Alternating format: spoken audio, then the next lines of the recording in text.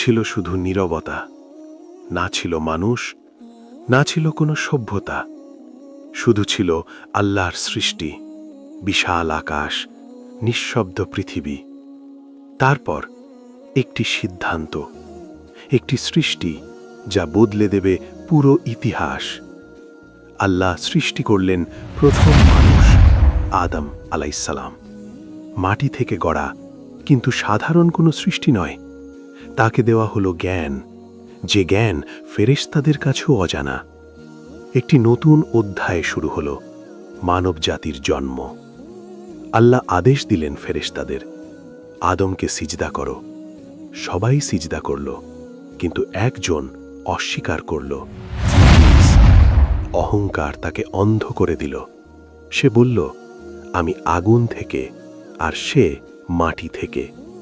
সেখান থেকেই শুরু মানবজাতির প্রথম শত্রুতা। আদম আলাইসাল্লাম এবং হাওয়া আলাইসাল্লামকে রাখা হলো জান্নাতে।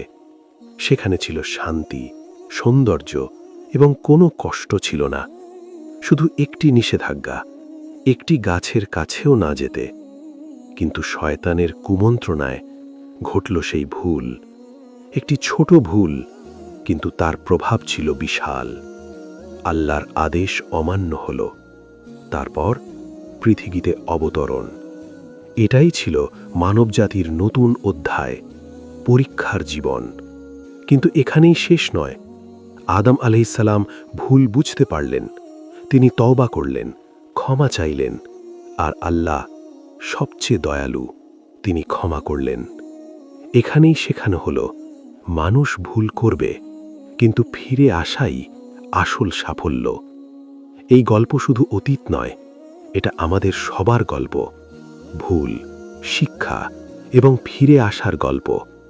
মানবজাতির যাত্রা শুরু হয়েছিল আদম আলাইহিসসালাম দিয়ে, আর সেই যাত্রা এখনো চলছে। এখন